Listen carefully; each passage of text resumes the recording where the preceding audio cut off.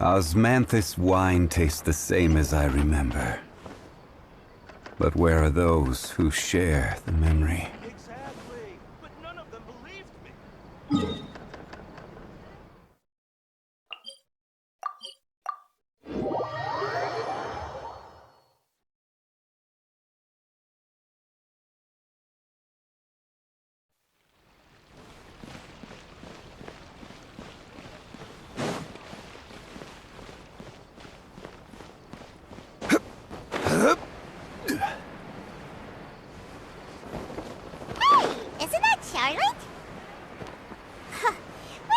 Running into her.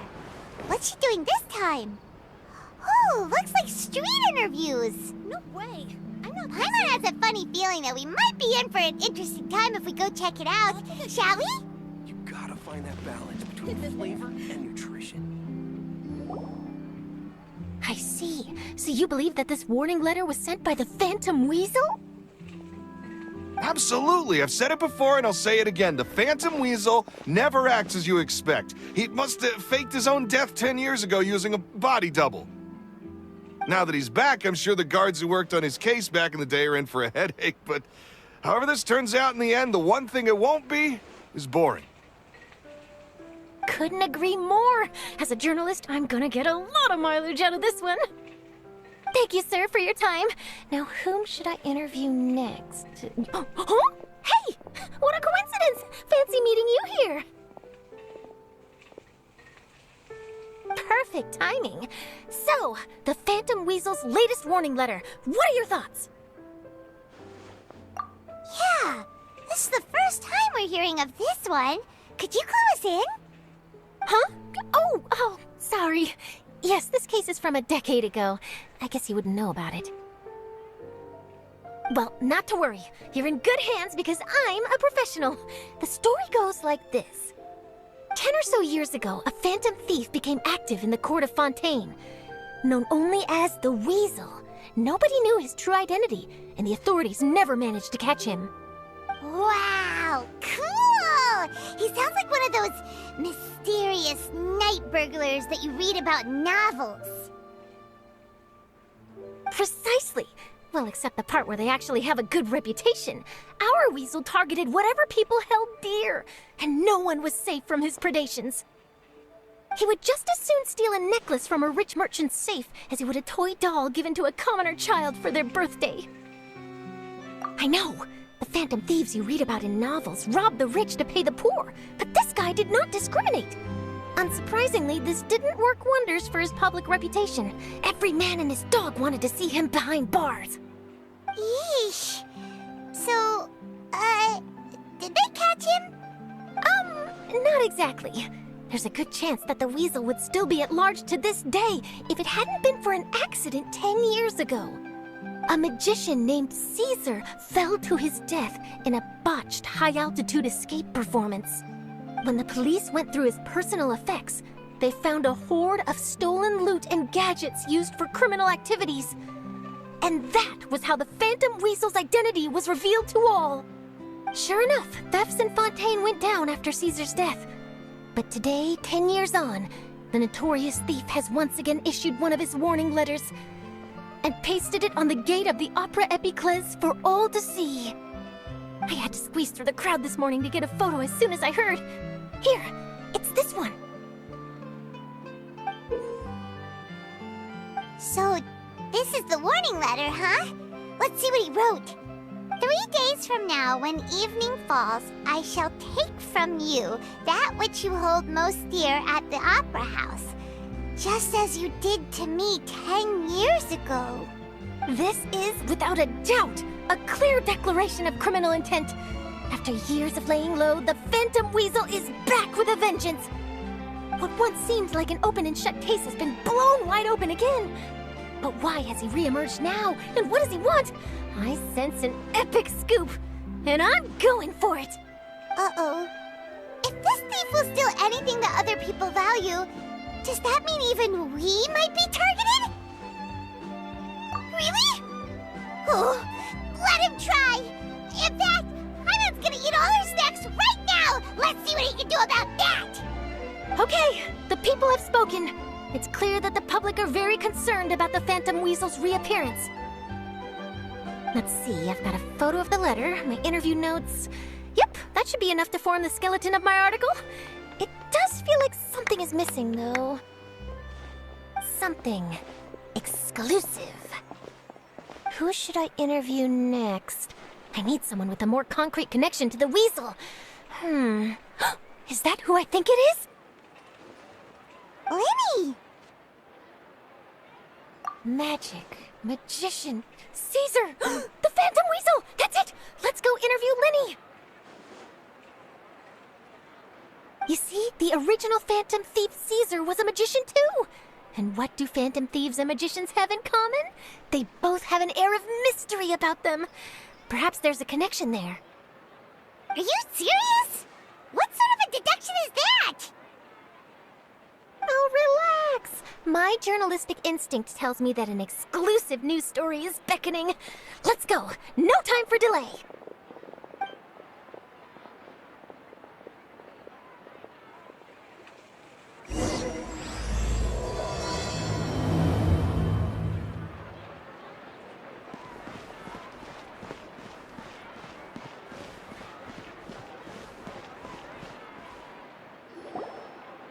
Wow, Mr. Magician! How did you know which card I picked? Oh, it's simple. Come closer and I'll let you in on my secret. Magicians have a special skill called telepathy, which means we can read other people's minds. Really? Then, what am I thinking now? Well, first you need to relax, because I can see that you're clenching your fist in your mind, as if to say, no, I mustn't let him guess it. Aww. And now you're getting a little flustered. You're trying to find a way to empty your mind, to think of nothing at all. But the more you try to hide a secret, the easier it'll come out. You snuck out from home today, didn't you? You told your family a little lie so you could come out and play. Now, that's not a good habit. You can tell? Oh boy, you really can read my mind. Of course. Oh, and that's the end of my performance. You should really be heading home. Remember to apologize to your family, all right? They must be worried about you. All right, got it. Bye, Mr. Magician.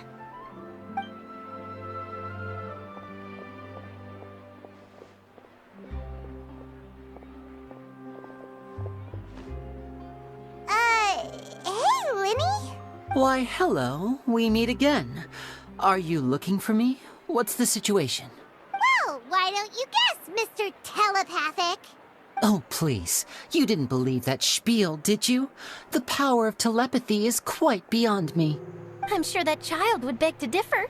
Seemed like you were right on the money. That was nothing more than a little trickery. I made an educated guess based on his micro-expressions. That, plus the fact that he was the only kid here without his parents, and he looked as guilty as sin. He made it easy for me. You guys, on the other hand? Let me guess. Don't tell me you're here for the Phantom Weasel, are you? Wow, got it in one! Is this more of your trickery at work? Wait, really? No trickery this time. It was pure luck. His warning letter's been the talk of the town, so I figured that maybe you were asking around about that. Bingo! I plan on writing a column reporting on the latest news about the Phantom Weasel. So, Lyney, what are your thoughts on this infamous thief's reappearance? To be honest, it makes me angry. Angry? Why? You read his letter, right? The Phantom Weasel claims he's planning something in 3 nights' time at the Opera House. That's the night I'll be performing there. Huh. What are the chances? Wait a minute, you don't think he's after you, do you? Well, if he is, then his warning is clearly a direct challenge to me personally. And if he's not, then it's still going to be a huge headache for me. The mere mention of the Weasel's name is enough to scare people off. So once the contents of that letter get out, barely anyone will be showing up to watch my show. But I've been preparing for this for a long time. I'm not about to let him ruin my big day. This leaves me with only one choice. I have to expose the Phantom Weasel's identity before the show begins. Really?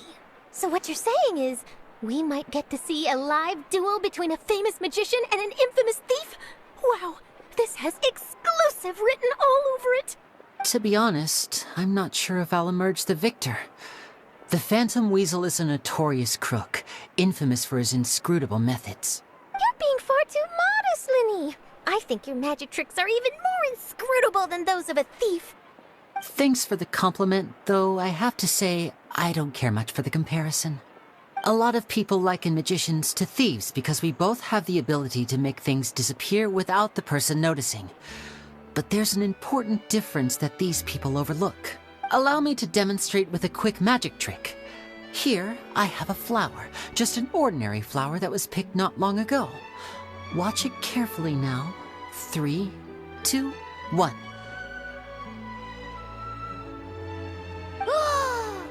It's gone! That's the question. Where did it go? Therein lies the difference between us. Thieves make precious things disappear, but only magicians make them reappear. If I could now invite you all to check your clothes, there might be a surprise in there somewhere.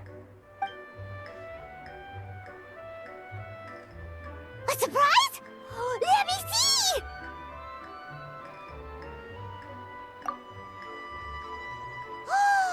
It's right there! But how? You haven't moved this whole time! What an outstanding trick! Sorry, Lyney, it seems that my previous praise was woefully inadequate. Clearly, magic is the superior art form to theft.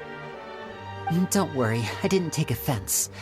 I just wanted to take the opportunity to perhaps change some of the preconceived notions you might have about magicians.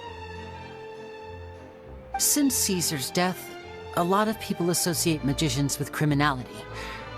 It can be quite frustrating. I can imagine. Coming back to your trick just now, might I presume that you are well versed in floral symbolism? For example, magicians often use rainbow roses in their flower-related performances to represent passion and romantic encounters. But you used a Lumidu spell, which, if I'm not mistaken, allude to separations. I'm curious to know if there was any deeper meaning behind this choice? Impressive knowledge. It's no wonder you're such a successful journalist. But I'm afraid I don't know the first thing about floral symbolism. I'm just in the habit of using Lumidu spells in my magic. It sounds like something I should look into, though. I'll buy myself a copy of Fontaine's Floral Language Facts when I have some time. But it'll have to wait until this Phantom Weasel business is behind us. Well noted. In that case, this brings us to the end of our interview. I, for one, am looking forward to the final showdown between you and the thief. Please feel free to get in touch to update me on any further developments. Otherwise, I will of course see you at your show in 3 days' time, but let's hope the Phantom Weasel is caught by then. If there's nothing else, I'll be off. You've given me lots to work with here, and I've got no time to lose if I want to write that exclusive piece. I'll see you all later.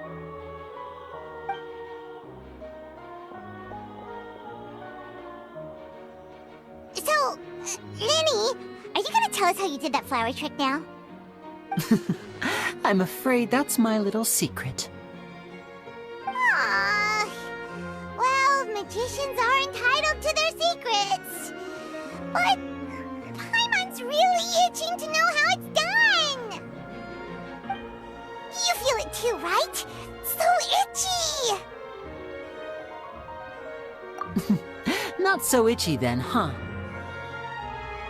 Well, since you're so concerned, how would you like to serve as my temporary magician's assistants and help me investigate? Magician's assistants? Oh, that sounds fun! Assistants are technically magicians too! Also, it'll bring us one step closer to figuring out how that darn trick is done! Shall we go for it? The first thing we need to look into is who Caesar really was. If he truly was the Phantom Weasel, that means that the Weasel is dead, and whoever wrote this warning letter is just a copycat criminal. But if he wasn't the Weasel, Well, that'll make things more interesting. It would mean that the weasel lives, and he's been laying low all this time in some corner of Fontaine. And if we're investigating Caesar, his fiancée Gemma is a good place to start. Word is that she visits the cemetery often, so I asked Lynette to wait for her there.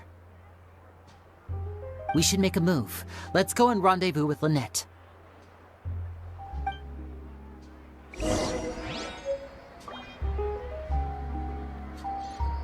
Fresh fruit, sweeter than syrup.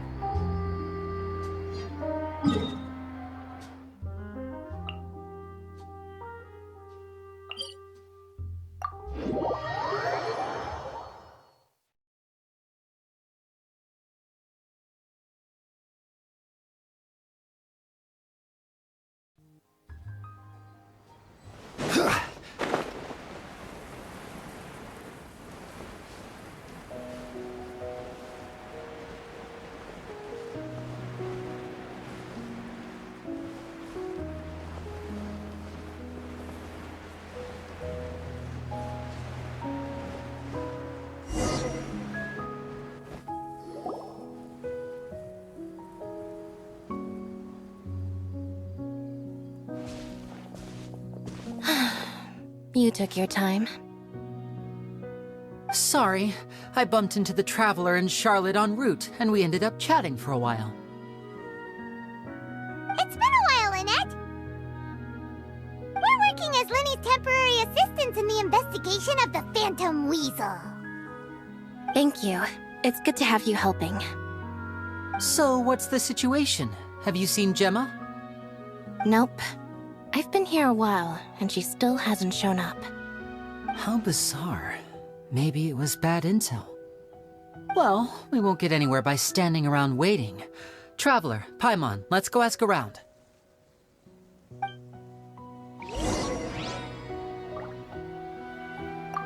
I'll wait for you here and see if Gemma shows up.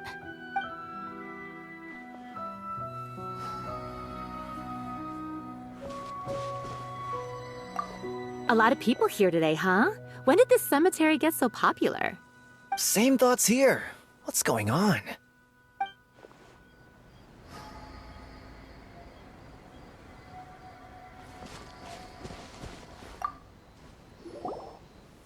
Excuse me, good sir. Do you by any chance know a Gemma? Gemma? You mean Caesar's fiancée? Sure I do. What's this about?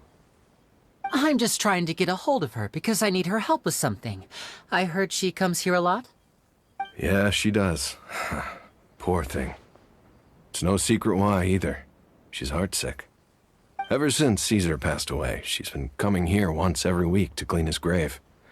Often, she just sits there in front of his headstone, lost in thought. Sometimes she talks to herself. I asked her what she was doing once. She said she wanted to speak to him again. She knows he's gone and can't hear her from the grave, but she just likes to spend time there, telling her fiancé all about how her life is going. And she's been doing this ever since Caesar passed away? Oh, so 10 years. Wow.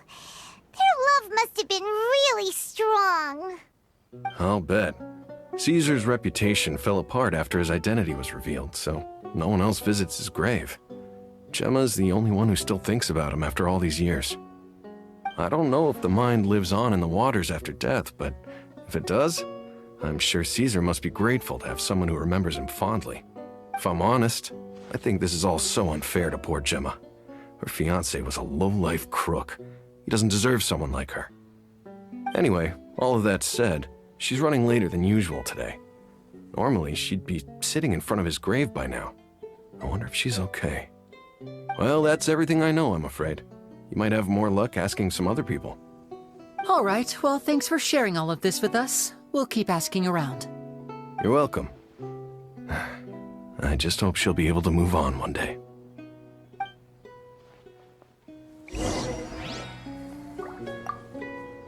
A lot of people find cemeteries bleak and oppressive, but not me. I find the silence gives me a sense of peace, and something about being in the presence of the dead and buried sort of puts all of life's woes in perspective.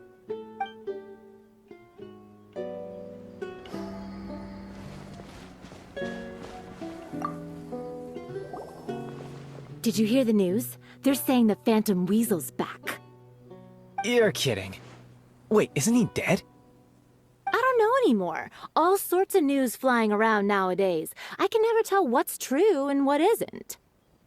But what if, just hypothetically, I mean, what if this weasel's the real deal and Caesar was framed? Called it.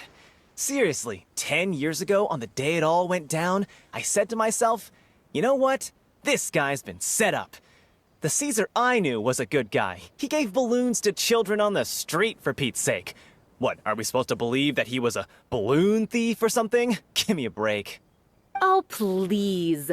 Weren't you the one cursing his name to high heaven when the police announced the news? You were all, that gosh darn lousy son of a, you think you know a guy, or words to that effect. Wait, did I say that? I don't seem to recall. Hello there. Sorry for disturbing you, but I couldn't help but notice you were discussing the Phantom Weasel. We're actually quite interested in this topic as well, but we're struggling to get to the bottom of it. Do you think you could spare a moment to tell us a little bit about Caesar? You've come to the right people. Yep, I was there. Back when Caesar used to perform magic tricks on the street. He was a great magician. The best trick I ever saw him do was pop a transparent balloon, only for a whole bunch of doves to fly out from the inside. I was right up close and didn't blink or look away once. But for the life of me, I still don't have the faintest clue how he pulled it off. Really incredible stuff. I saw him perform too. He always used to bring some gifts along for the kids who came to watch his show, and he'd hand them out after he was done. Sometimes, he even got the kids to write their wishes down, and then he'd make the items on the wish list appear in his next show. Huh. He doesn't sound like such a bad guy. But after he died, there were also rumors that he used the wish list to find out what was precious to people, with the intent to steal it later. As I'm sure you know, the Phantom Weasel would steal just about anything from anyone. Whatever the case, now that the Weasel is back, Caesar's become a hot topic once more. I bet Gemma must be pleased. If Caesar's name gets cleared, maybe it'll finally give her some solace after all this time. No, speak of the devil. That's her over there. If you've got any more questions about Caesar, she's definitely the one to ask. So that's Gemma. Is it just Paimon, or does it look like something's wrong? Wait, it looks like she's injured. Come on, let's see if she's okay.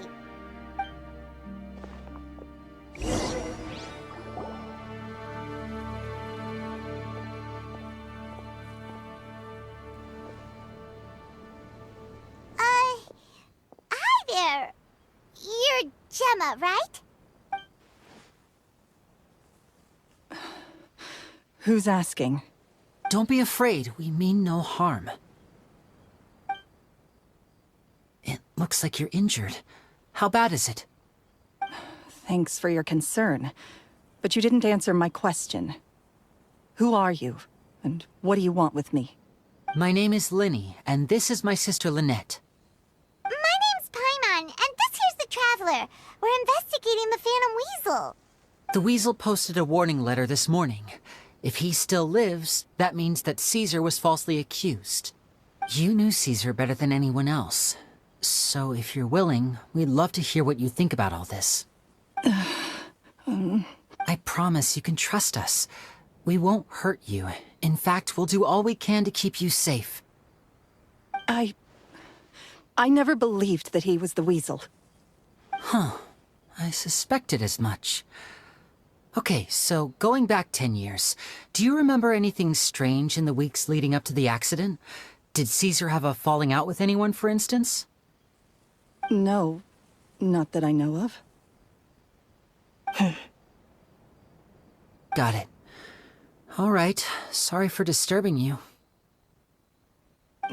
If you don't have any more questions, please leave. I want to be alone with him.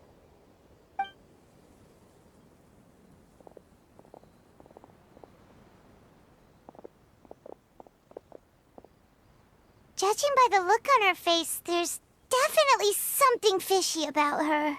She's lying. She definitely knows something. That's fair. We're just a bunch of strangers who showed up and started questioning her about things that happened a whole decade ago. It makes sense that she'd be wary around us. In any case, I doubt we'll get any further here, so let's call it a day. Meet me outside Hotel de Boer tomorrow, and then we'll start the next step of our plan.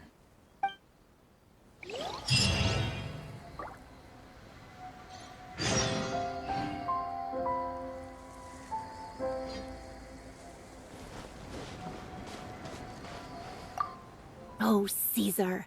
Were you or weren't you the Phantom Weasel?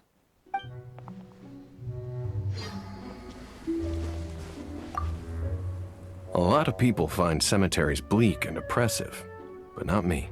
I find the silence gives me a sense of peace, and something about being in the presence of the dead and buried sort of puts all of life's woes in perspective.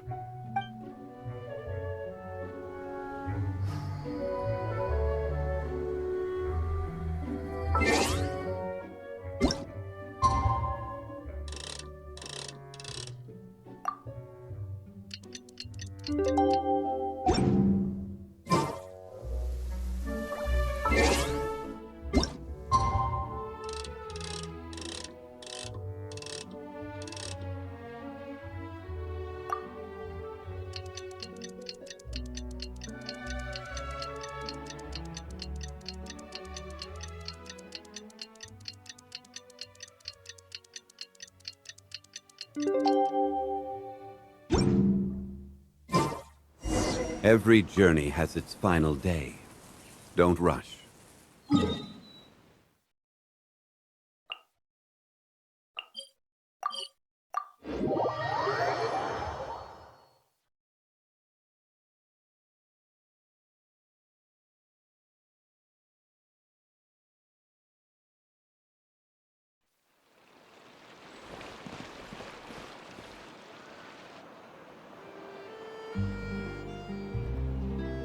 Over here.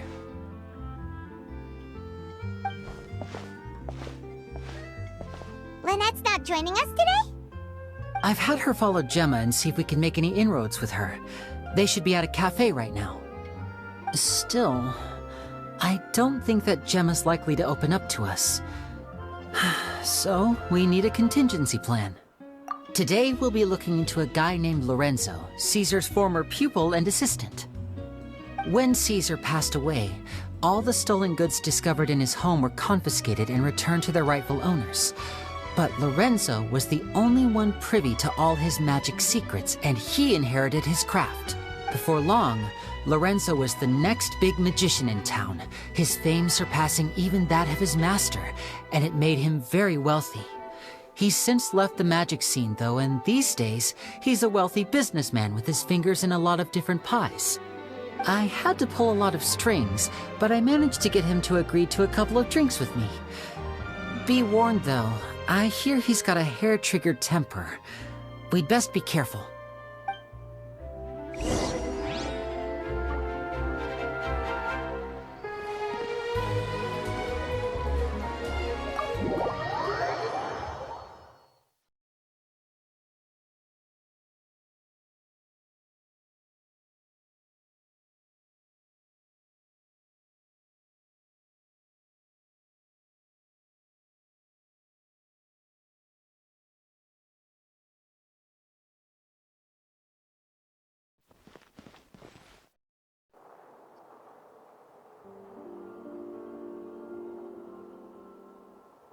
You neglected to mention that you were bringing 2 other people with you. My apologies. These 2 are my assistants. When they heard that I was meeting with the former magic maestro himself, they begged and pleaded with me to bring them along. And if it's no trouble, a couple of autographs would really make their day. Oh, forget the pleasantries, just sit.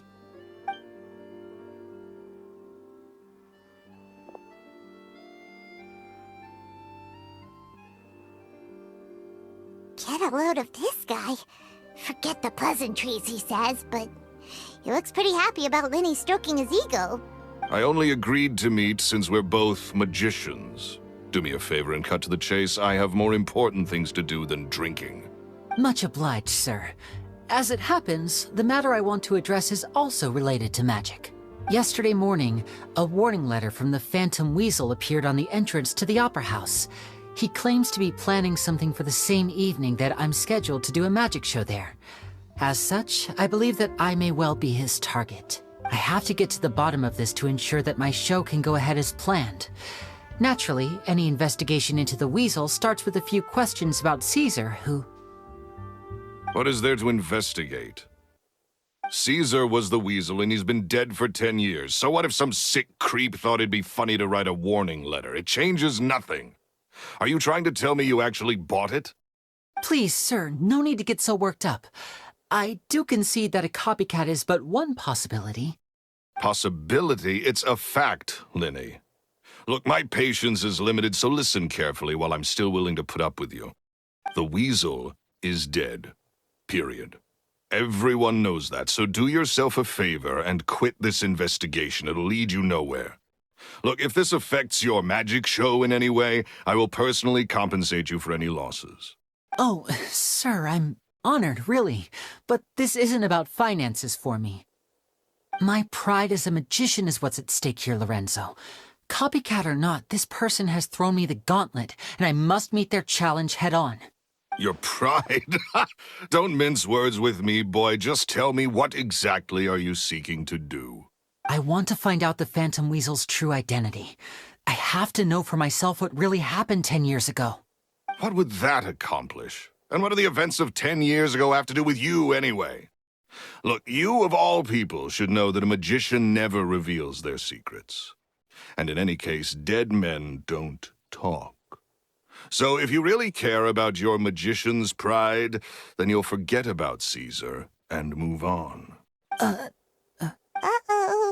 This is getting awkward. Lorenzo? Is that? Oh, it is you! I know that big, booming voice anywhere. What's up, my man? Want to grab a drink with me?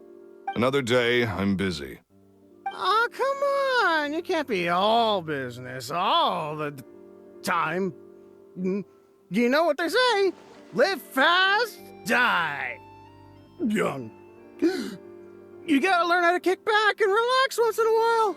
If I wanted your life advice, I'd ask for it. Now get out of my face and go be drunk somewhere else. Sorry, my good sir. I don't believe I've had the pleasure. Oh, hey! Edmondo.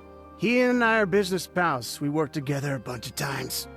This is your first time meeting him? Oh, he's always like this.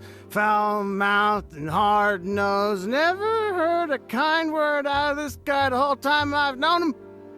And he wonders why he can't get a girlfriend, despite being, what, pushing 40, 30, something? Anyway, point is, a lot older than when he first got rejected by the girl he was into.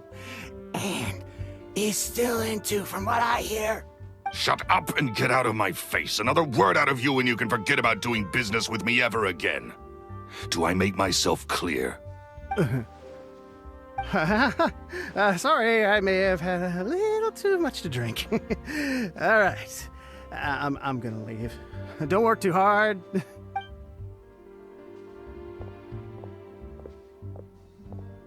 I think it's high time I made a move as well. If you really want to investigate this, Lyney, be my guest.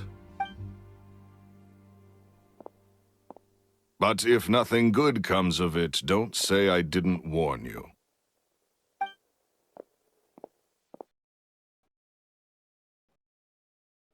Well, that fell to pieces in a rather spectacular fashion. Any thoughts? Totally. And what was all that about compensating you for your losses?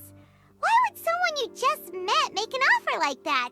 He's gotta be hiding something. And not like Gemma. She was a little suspicious, but this guy's definitely covering something up. I think so too. We need to look into Lorenzo more closely. That guy Edmondo seems to know a thing or two about him. He only just left. Let's see if we can catch up with him.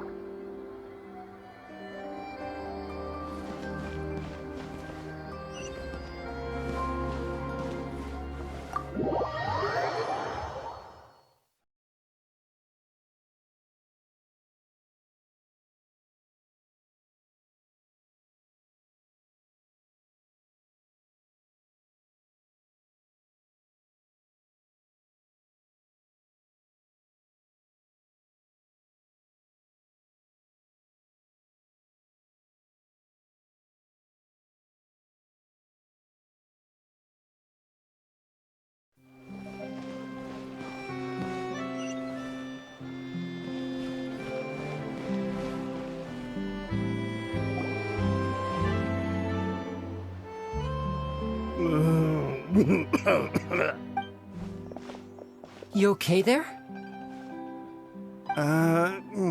Who are you? Oh, it's you guys.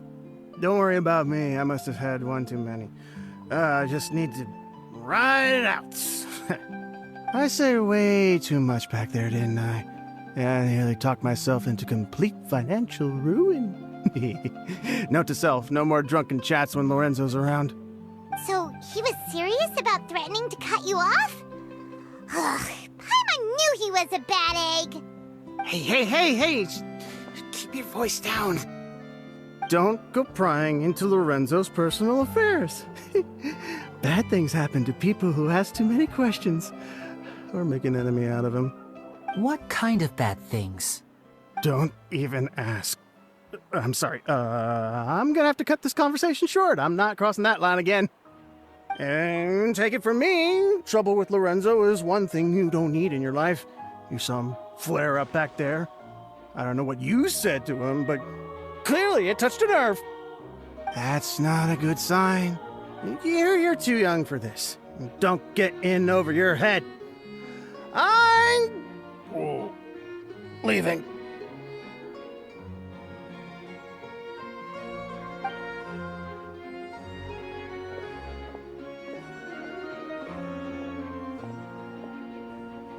And there he goes. What do we do now, Lyney? Shh. I think we're being watched. Someone was listening in to our whole conversation. Don't say anything and don't look back. Any altercation in the city will attract the guards. We'd better take this elsewhere.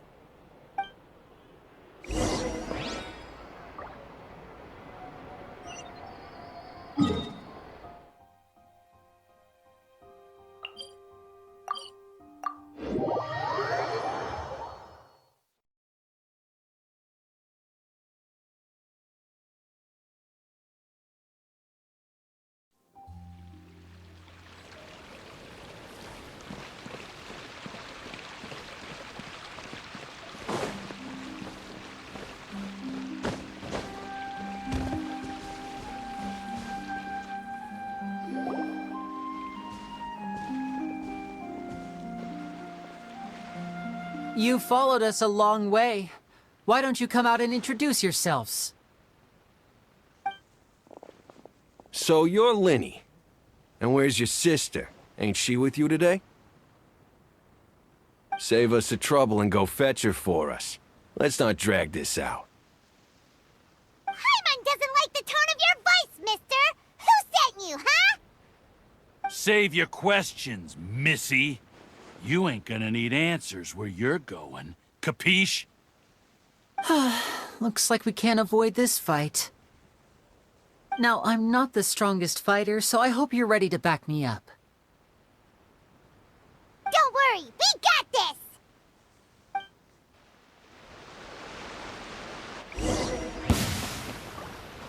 Step right up! Solidify! Shine down! Here! Two!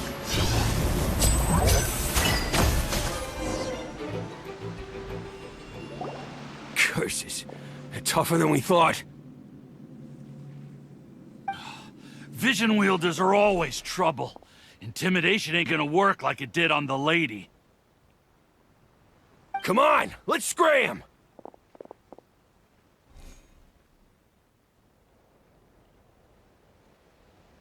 Hurry, wise guys! We ain't through with you yet! Oh, they got away! Did you catch what they said just before they left? Something about intimidating someone else. Sounds like they just wanted to rough us up as a scare tactic, and they've already done it to someone else, but who? You're right. She was injured when we saw her yesterday, and she acted like she had something to hide. Maybe she was too scared to tell us the truth because those guys had threatened her.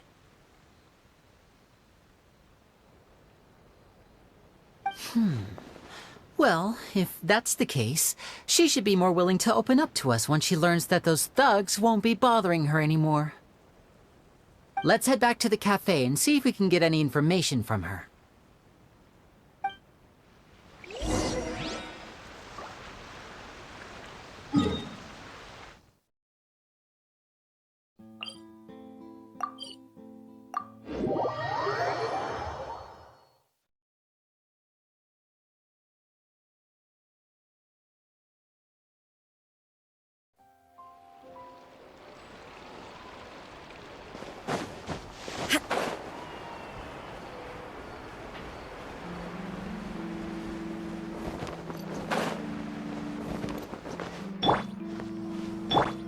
Rest and rebuild! Looks like no more free coffee from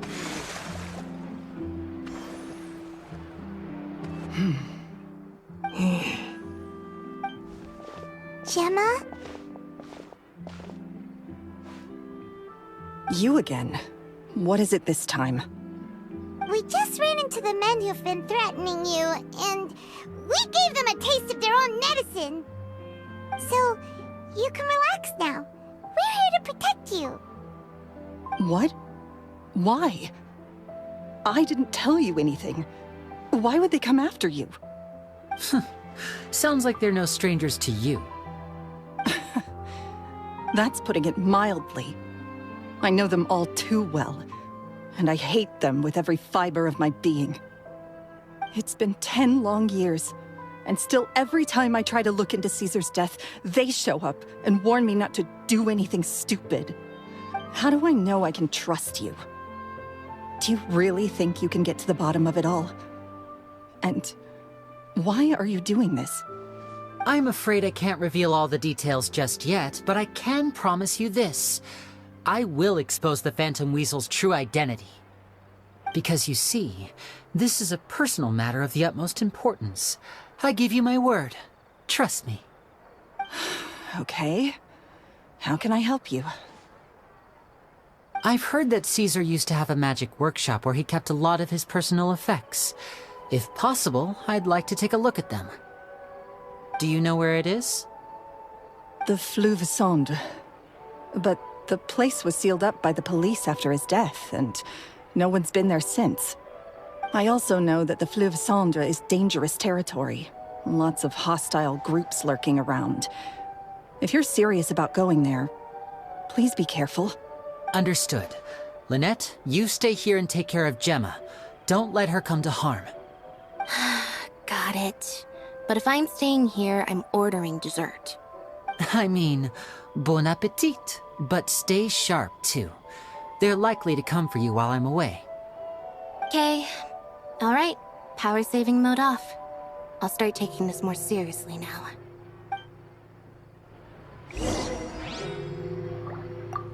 Whatever you do, please be careful. If anything happens to you because you're investigating Caesar, I'll never be able to forgive myself. With me here, nothing will happen.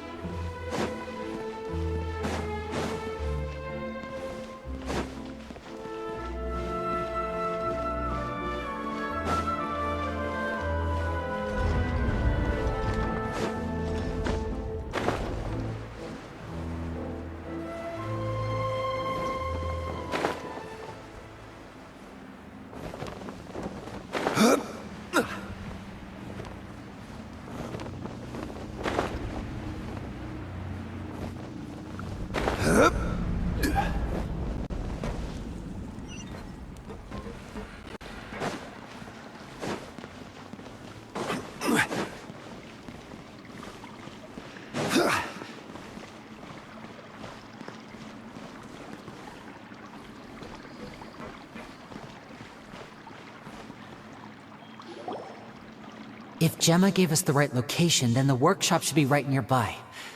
Huh. Looks like these boxes are blocking the entrance. Let's shift them away first. There we go. It should be just down here.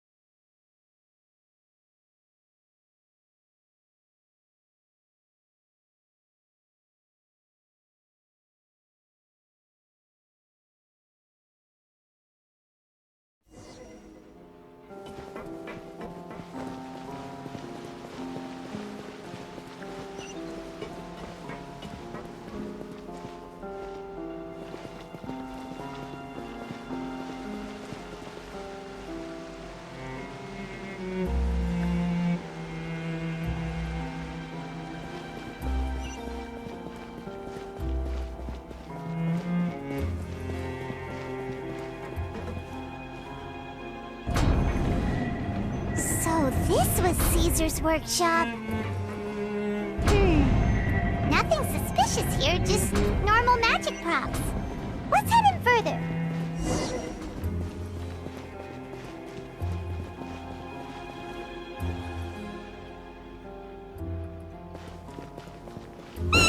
What was that? Oh, is this one of Caesar's gadgets? Guess we must have triggered some sort of device.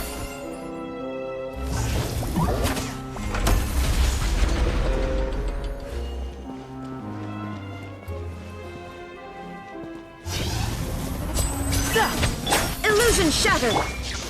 Gather! Allow me! And voila!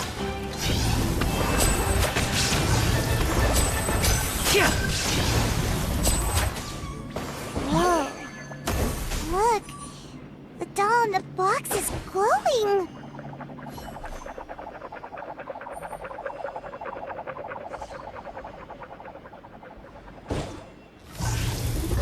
There's something written on the card on this doll. Let's take a closer look.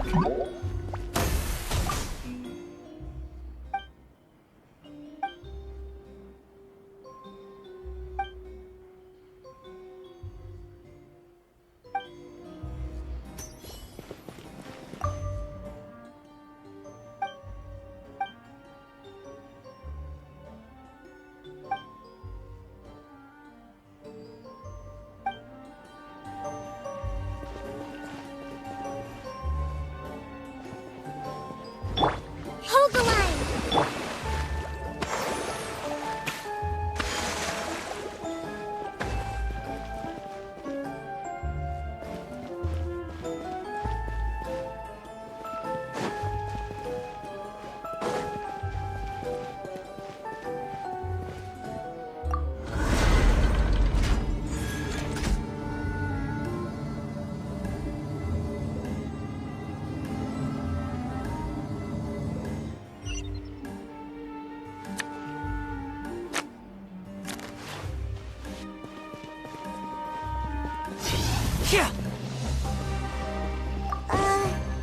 These magic boxes are moving.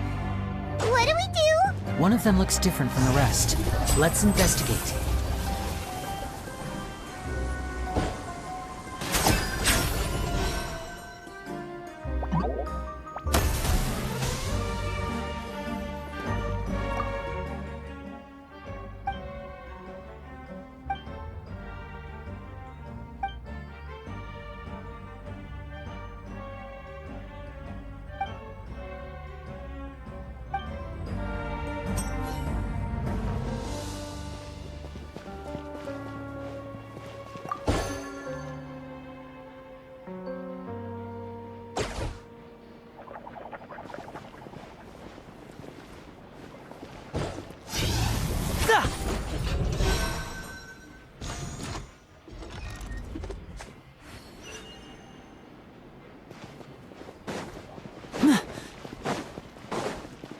Looks like we've reached the end of this route.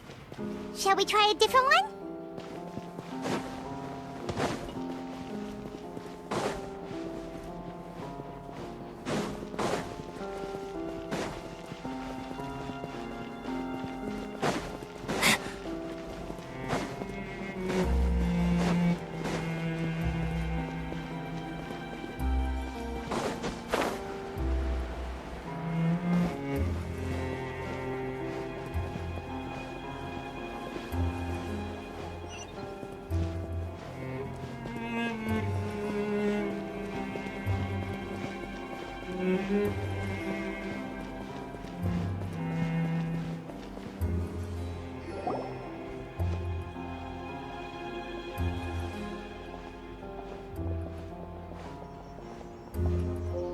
That's weird.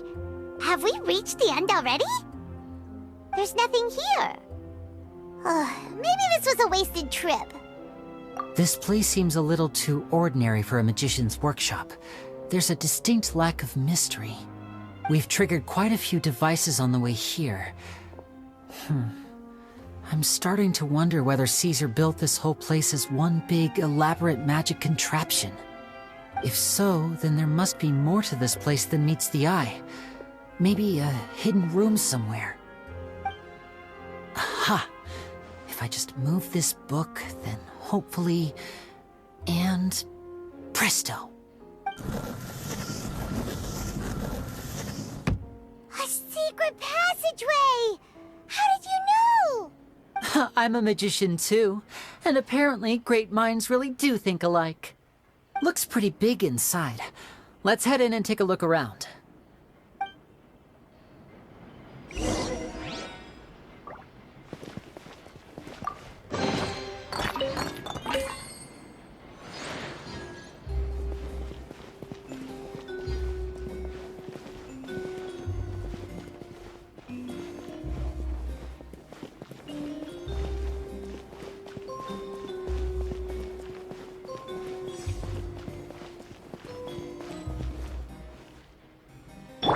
Shine down!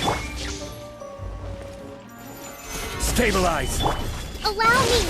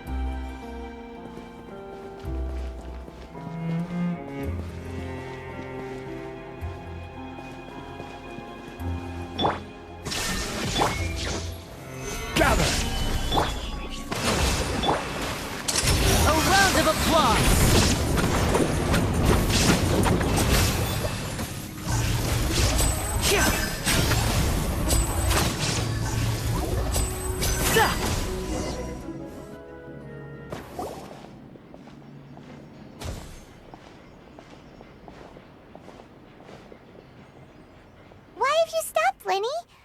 Is there some device in that box? Huh. It just looks familiar somehow. Let me check this out for a second while you guys go on ahead. If anyone makes a major discovery, let's rendezvous here. All right, see you in a bit.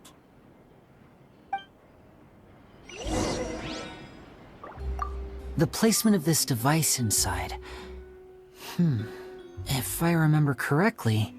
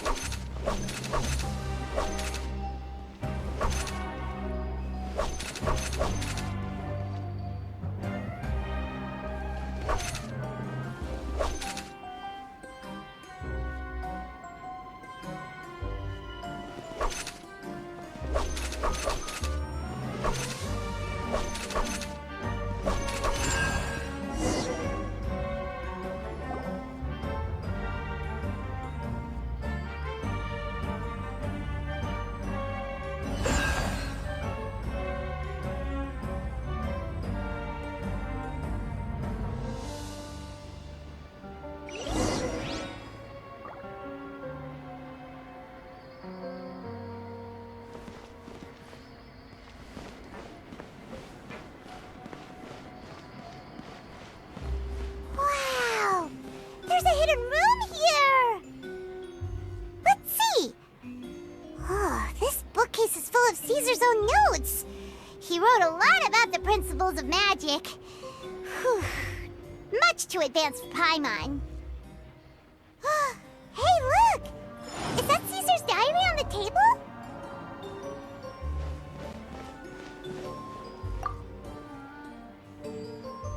This book's thick as a brick! Let's take a peek inside it, shall we? At one of my shows a few days ago, a child asked me how I pulled candy out of my hat. As a joke, I told the kid that the hat has a built-in wish-granting machine. Next thing I know, today a whole bunch of kids were pestering me to pull all sorts of things out of the hat. So I told them another white lie. The machine needs time to power up, but in the meantime, you can write your wishes down. Well, they took me up on that offer, enthusiastically. As I write this, I've only just got back from running around all over town, buying the things they wanted. Boy, are my legs sore. I wound up saving very little this month, but that's not a major issue. I now have a bigger problem. How am I going to hide all these things inside my hat?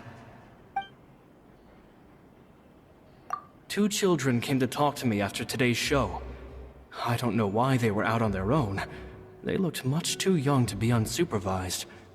I do hope they got home safely. Anyway, they said that they wanted me to teach them how to do magic. It's not uncommon for children to ask this, of course, but I've never seen any of them as serious about it as these 2. I told them that learning magic is very hard work, but that didn't faze them at all. It's like they already knew. They seemed so committed. I couldn't turn them down. It seems like something's bothering Lorenzo lately, but he won't open up to me about it. Surely he's not upset that I agreed to teach those 2 children. I'll have to talk him around.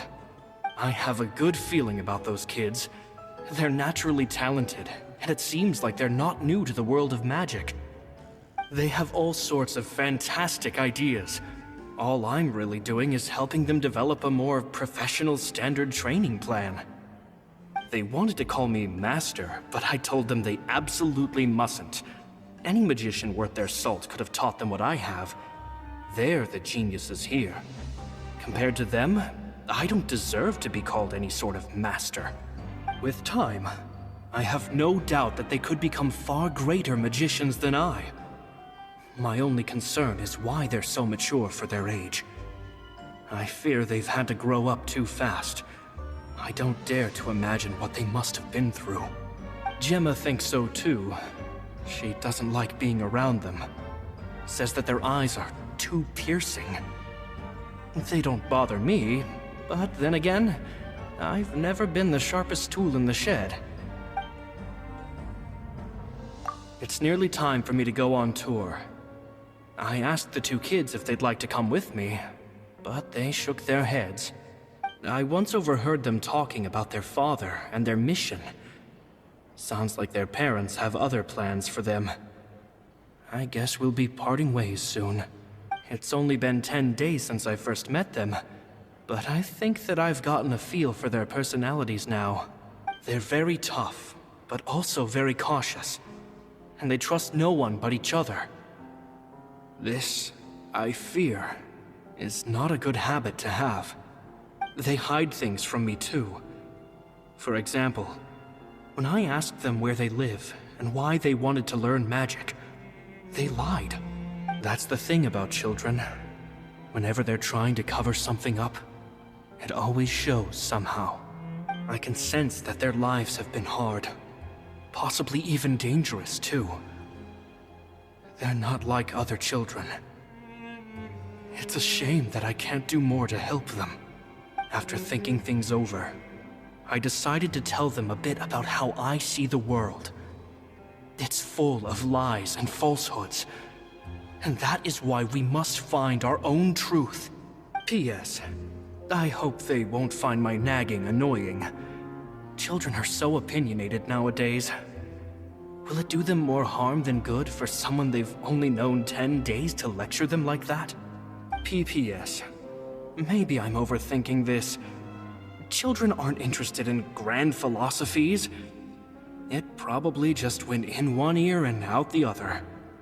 I bet they've already forgotten every word I said. Oh, Caesar, Caesar. Just mind your own business next time.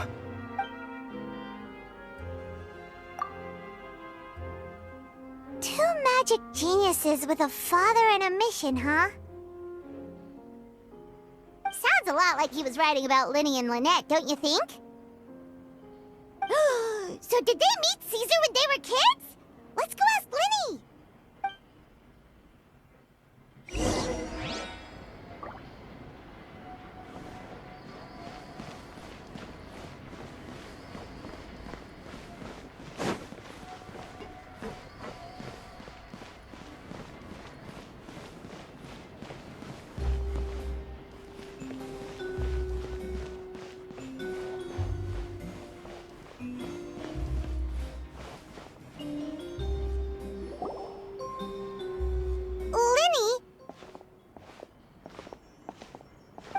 Hold that thought. As I expected, there's a lot of fishy things going on in this place. Fishy? Uh-oh, what have you found? All in good time. Before we go over our new leads, I want to tell you how a high-altitude escape is performed. First, the magician slots themselves into a magic box in full view of the audience. The box is then suspended high in the air, and a short while later, the base automatically opens. At this point, a dummy will fall out of the box, but it looks real enough to grab the audience's attention, and they start wailing and screaming. Meanwhile, the real magician, who has by now blended into the crowd, waits for a good moment to make their appearance and put on a hysterical performance. Oh no! Is that me? Did I just fall to my death? Very vivid description.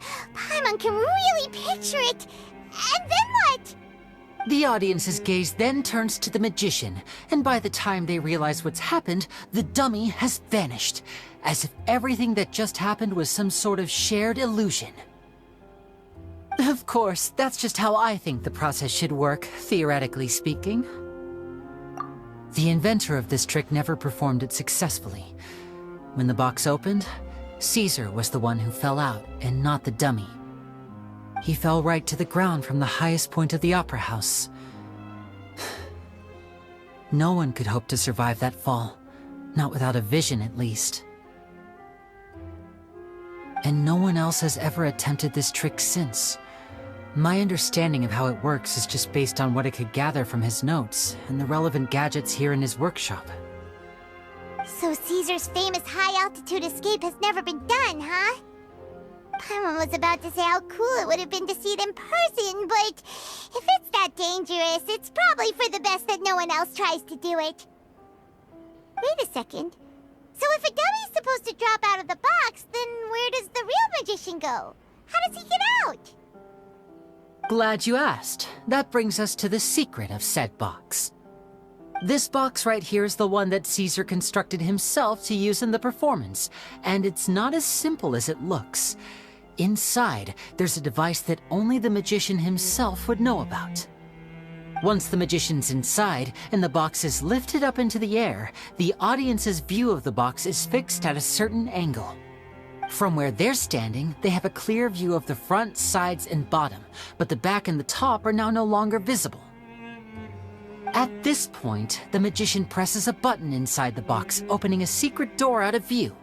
He then escapes through this trapdoor onto the opera house roof, waits for the dummy to fall and distract the audience, and quietly returns to ground level. That's way simpler than Paimon imagined. Even Paimon could probably do it. Well, there's a little more to it than that, of course. The hardest part of this trick is controlling the audience's mood and reactions. That takes an exceptional degree of showmanship. There's the falling dummy, the miraculous reappearance, the pompous performing. Maybe the magician would even have themselves tied up before it begins to strengthen the impression that there's no escape. Many days and nights of careful research and painstaking practice would have gone into this, all culminating in a performance just a few minutes long, but one that still manages to transform the shock and grief of a tragic accident to the joy and laughter of a mesmerizing magic trick. Caesar was a highly accomplished magician. But unfortunately, even he didn't manage to pull it off. So, how did it go so wrong? You said you found some fishy stuff here. Have you figured out what really happened? I can make a pretty good guess. I looked into the case files. The magic box Caesar was using at the time of his death had the secret button I mentioned positioned on the right-hand side. And, sure enough, he always used his right hand as his dominant hand in public. Okay. Nothing suspicious there. But here's the strange thing. Most of the devices in this workshop have the mechanism on the left-hand side, including this box right here, which leads me to believe that Caesar was in fact left-handed. Because a magician can't afford to have their most basic habits stand out too much. People naturally focus their attention on the most important details of the task or situation at hand. But a magician needs to be able to redirect an audience's attention at will so as to avoid arousing their suspicion. The essence of magic is getting people to believe a lie. If even the truth raises eyebrows, the falsehoods become all the more difficult to mask. And so, Caesar trained himself to use his right hand to align with his audience's expectations. Great magic always requires sacrifices. But in his most stressful and nerve-wracking moments, and when no one was watching, reflex would kick in and he'd use his left hand. That's why he set his gadgets with the mechanism on his left. Exactly. I think that's likely what happened. Caesar would have been under a lot of time pressure during the escape.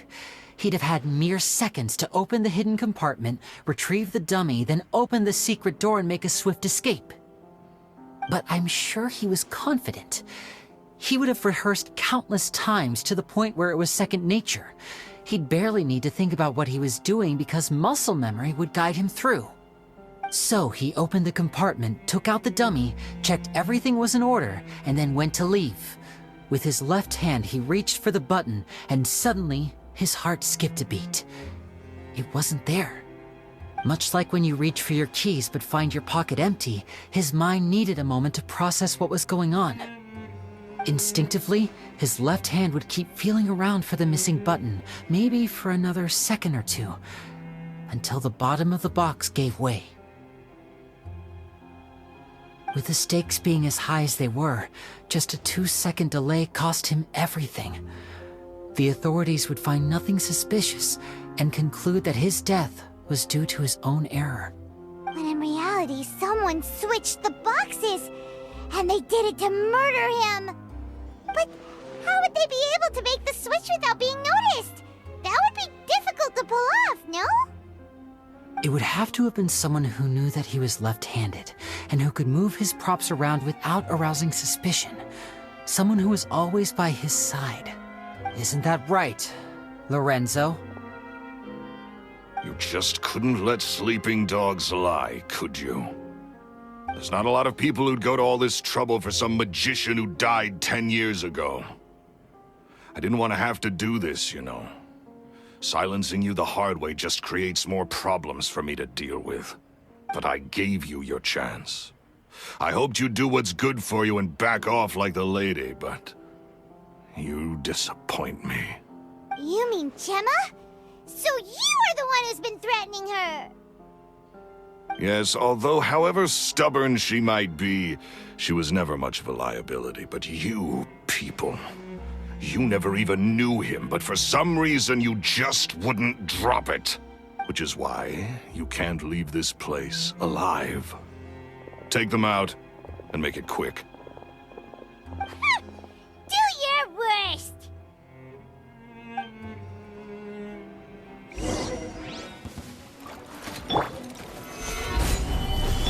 Hold the line!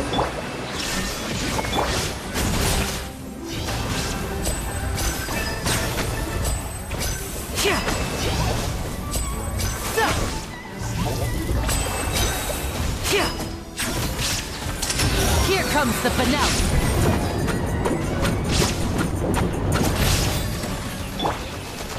Solidify! Rest and rebuild! There is no escape!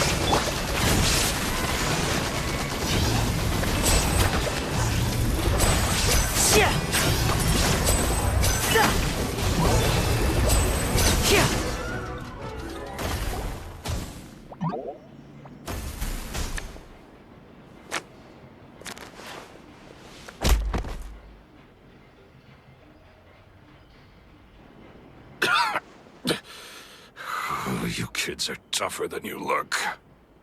Had enough yet, Lorenzo? Your cronies can't help you now. I think it's high time you started talking, and what I'd really like to know is, why did you murder Caesar? If I had a mora for every time you said that man's name. Of course you idolized Caesar, everyone else did. But I was the real genius magician. Me! He was just an amateur who did cheap tricks for gullible children. I was the one who made magic into the fine art it is today. The aristocrats doffed their hats to me! So it was jealousy. Jealousy. Hatred, more like. I hated Caesar. All he cared about was his magic. He lived and breathed it. He poured everything into his street performances and his stupid tours like it was just a hobby to him, never bothering to think about Mora. What sort of fool devotes their life to the art of deception and never has a Mora to show for it? But the people loved him, didn't they? Oh, how they looked up to him. No one gave me a second look. All I ever heard was, "Oh, your master's amazing, isn't he?" Amazing. Yeah, so amazing that he was completely broke. Every other apprentice was living it up at their master's expense, but no, not me. I put in all the work, mastered all the skills, and it brought me nothing more than the life I already had. He forbade me from using magic to trick people out of their Mora. There was nothing he hated more than that. And with his reputation in Fontaine, it was too risky for me to go it alone. As long as he was alive, if I dabbled in my own brand of money-making magic, he would expose me, and it would destroy me. I had to kill him. There was no other way. He had to go. And this was your only motive? It was reason enough. What other motive would I need? Well, I was under the impression that there might have been other factors at play. For instance, maybe you were in love with Gemma, but she was engaged to Caesar. In love with Gemma? Don't be ridiculous. Guess I was wrong about that then. Next question. Are you the Phantom Weasel? I am. Caesar was so strict with me. He insisted that his way was the right way. that the sole purpose of magic was to bring joy to the world. I never bought into any of that. I was more interested in the practical value of magic. Sure enough, it helped me fill my pockets with all kinds of valuable treasures. Oh, yeah! Charlotte told us that the weasel would steal whatever people valued, no matter how much it was worth. That's just how it looked from the outside. What would any thief want with second-rate loot? I've only ever targeted high-value items. I stole cheap things as a way of practicing my craft. It was other people's overactive imaginations that conjured up the preposterous image they then dubbed the Phantom Weasel. So that's the story, huh? Well, I hope you're ready to tell it all over again during your trial. What choice do I have? You're a pack of wolves, and you've got me between your jaws. You've seen what's here, and my last-ditch effort to stop it getting out has failed. What else can I do? So be it. I've enjoyed power and wealth for the last 10 years, the likes of which Caesar could never give me. I wouldn't choose for things to end this way, but I regret nothing. Very well. In that case, I'll contact the guards.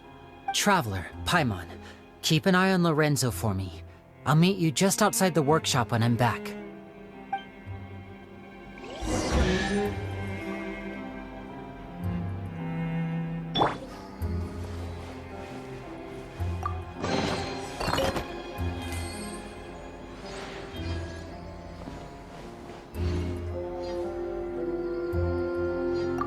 At least I can finally stop looking over my shoulder now.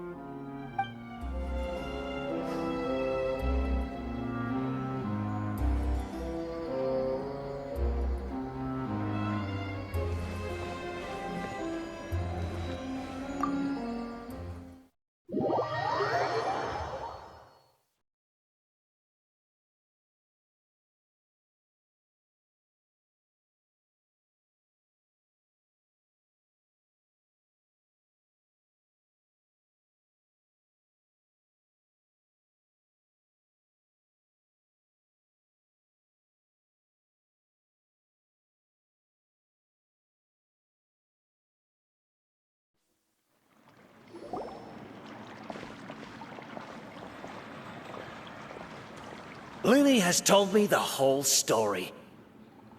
Lorenzo, do you confess to the murder of Caesar and to framing him for the Phantom Weasel's crimes? Look who's finally developed a conscience. What kind of disciple murders their own master? I hope it was worth it, because there'll be hell to pay.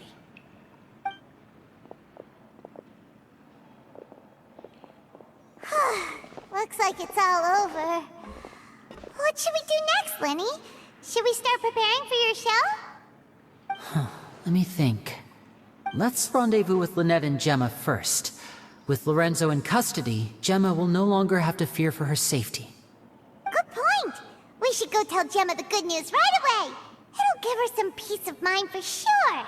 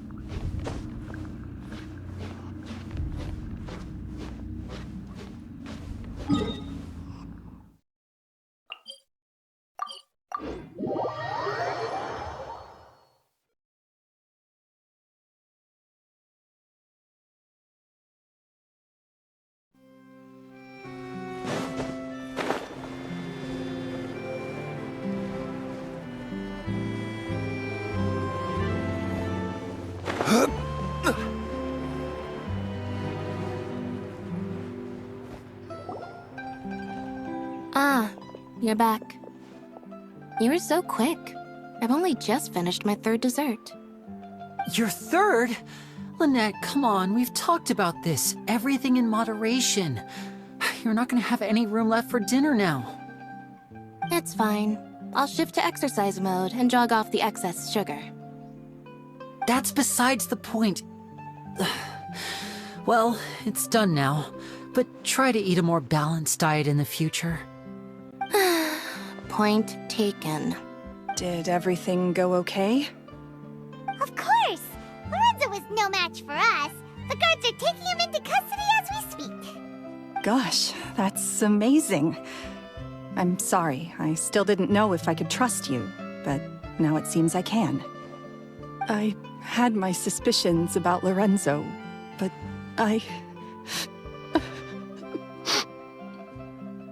It's okay, we understand. He did threaten you. Paimon would find it hard to trust strangers in your position too. But you don't need to be scared anymore. Everything's gonna be okay. Sorry. My emotions are all over the place right now. I've been waiting for this day to come for so long. I always wanted to report Lorenzo.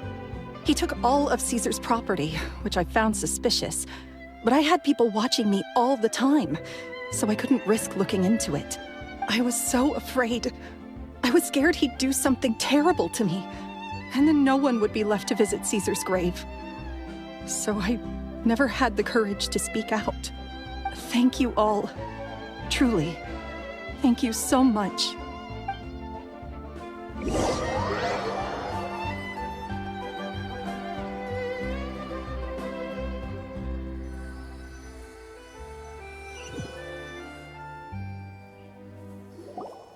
Thank you all for clearing Caesar's name. I never would have guessed that Lorenzo was the real Phantom Weasel. He never showed any signs that there were problems between him and Caesar in public. From the outside, it looked like they got along great. To think that lowlife's been living life to the fullest all this time, while Caesar's name was getting dragged through the mud. It's a travesty. At least his soul can finally rest in peace now, thanks to your efforts. If only I'd realized before it was too late. Don't blame yourself, Gemma. This isn't your fault. Yeah, you still have the rest of your life to live. Caesar wouldn't want to see you spending it feeling guilty. Cheer up, Gemma. My brother's doing a magic show at the Opera House tomorrow evening. Would you like to come along? It might raise your spirits. This show will be a special one. We're holding it in Caesar's honor. In Caesar's honor? Really? Oh, thank you. I'll be there. Great. We'll see you tomorrow evening. Traveler, Paimon, don't be late. Don't worry, we'll be there. No way are we gonna miss out on a free magic show. Wait, Paimon feels like we're forgetting something. Oh yeah, Caesar's diary! We never found out if the two kids Caesar taught magic to were Lyney and Lynette or not. Lyney changed the topic back in the workshop, so we didn't get a chance to bring it up. Oh well, guess we'll just have to ask Lyney tomorrow evening.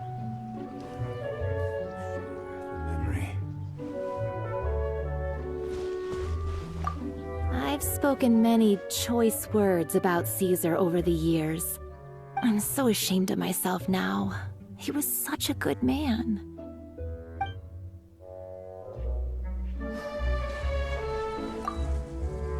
I can't believe Lorenzo was intimidating Gemma all this time.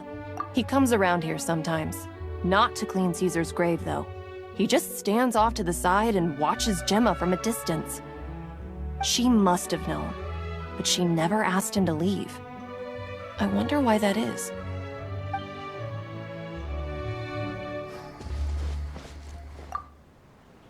It may take some time, but Caesar's reputation will be restored now that the real culprit has been captured. Looks like Gemma chose a good man after all.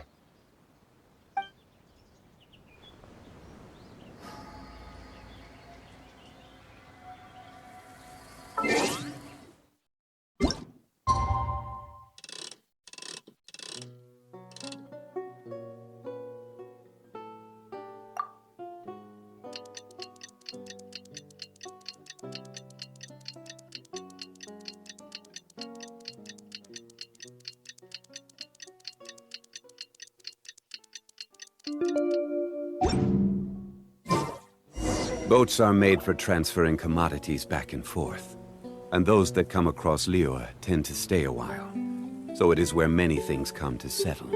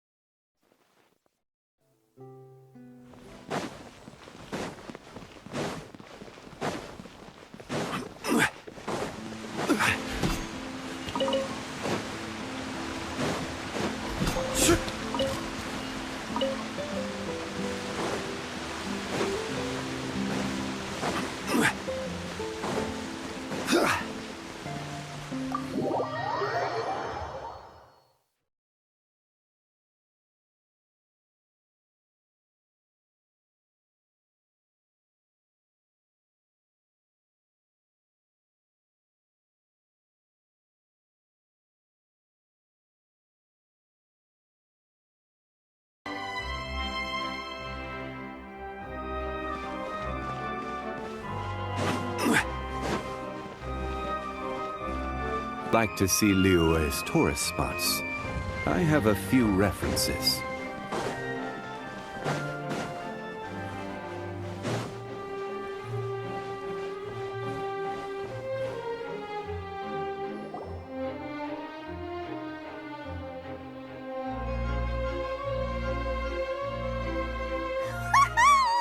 Paimon's excited to see another of Lyney's magic shows! Wait. Lynette, shouldn't you be on stage by now? Not this time. My brother's going solo today. So, I'll be watching with you. Good evening, ladies and gentlemen. I hope everybody's ready because the show is about to begin. The great magician Lyney has prepared a spectacular show for us all tonight, concluding with an all-new grand finale that no audience has ever seen before. Wow! A new trick! Thank you all so much for coming. Now, prepare to join me on a journey through the mystical and miraculous.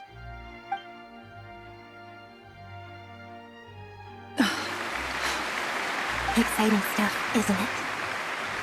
Yes, it's just... It reminds me of him. No wonder. Caesar was a famous magician too. So, how did you two first meet, Gemma? Well, I was out on the street once, and I saw him performing for little children. Children love magic, because they're willing to believe in things that can't be rationally explained. Caesar had this amazing way of bringing them into a dreamlike world. And somehow, I felt drawn to him too. So I went up and asked him to do a trick for me. Aw, that sounds so romantic. What trick did he do? It was with a flower. He took it in his hand, snapped his fingers, and it magically appeared on my head. I was so happy that day. No one had ever given me a flower before that. Oh, that's so cute! Actually, now that you mention it, Lyney's done that one before. Is that right? Then I suppose he's a romantic at heart, just like Caesar. So let's treasure the time we have with him. After all, you never know when the people dearest to you might be gone. That's right. It's all over now. Paimon doesn't really know how to comfort you, but at the very least, no one's gonna be intimidating you from now on. You can breathe easy at last, right? Right. Yes, you can breathe easy now, Phantom Weasel. See? Even Lynette says... Wait, what? The Phantom Weasel? Lorenzo escaped? Where is he? What do you mean, Phantom Weasel? As Lyney once said, a performer's job is to commit fully to their role and put on a flawless performance for their audience. But once the bag of tricks is empty and the curtain falls, it's time to end the show. The spotlight is no place for someone with no more cards up their sleeve. It's been 10 years, Gemma. Aren't you tired of the grieving widow act? I think it's time to put an end to it. What are you talking about? Paimon doesn't like this riddle. Traveler, Paimon doesn't like where this is going. Come on, say something! Ladies and gentlemen, I hope you're all enjoying the performance so far.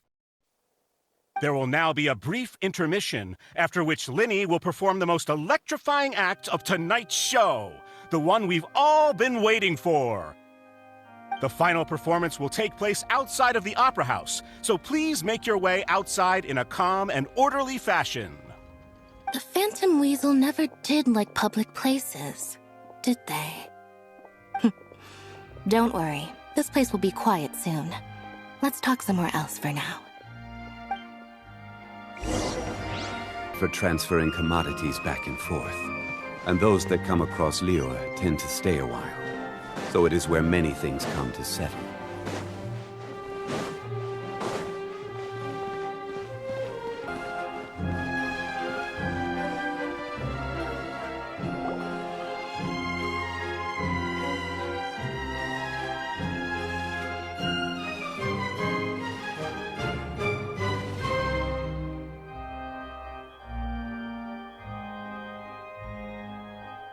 Dear me, this is awkward, isn't it?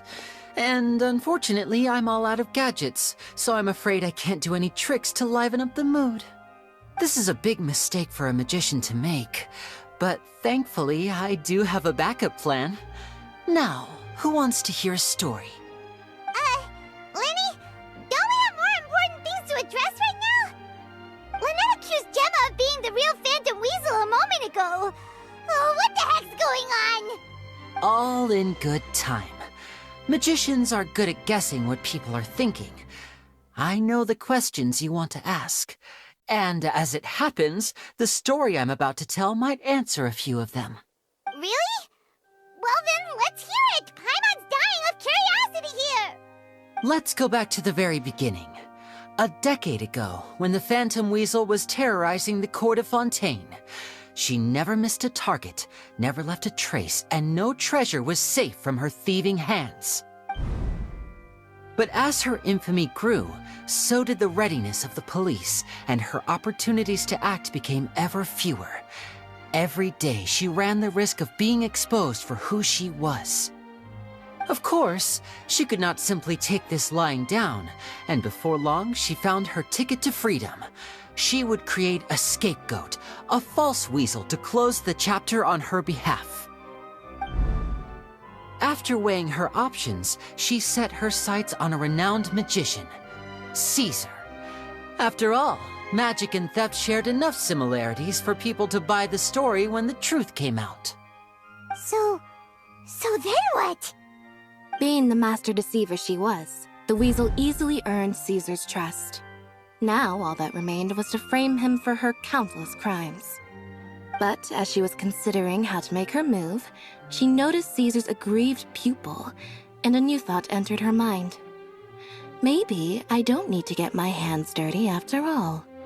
At her encouragement, Lorenzo tampered with Caesar's magic box, causing him to fall to his death. Afterwards, Lorenzo seized his master's property, and the weasel set about tarnishing Caesar's reputation.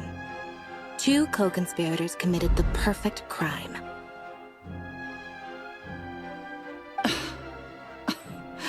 I've got to hand it to you.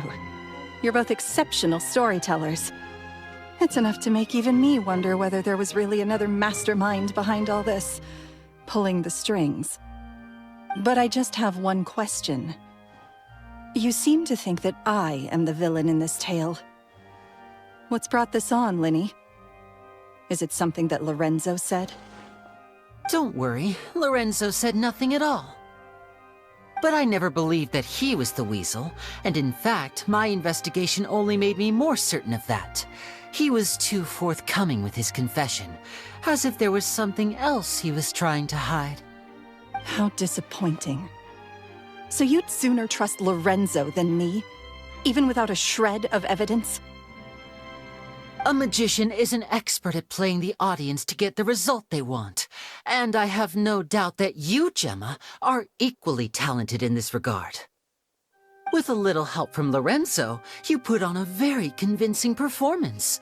The lovesick fiancé, whose devotion to her betrothed is unshakable, even under threats of violence.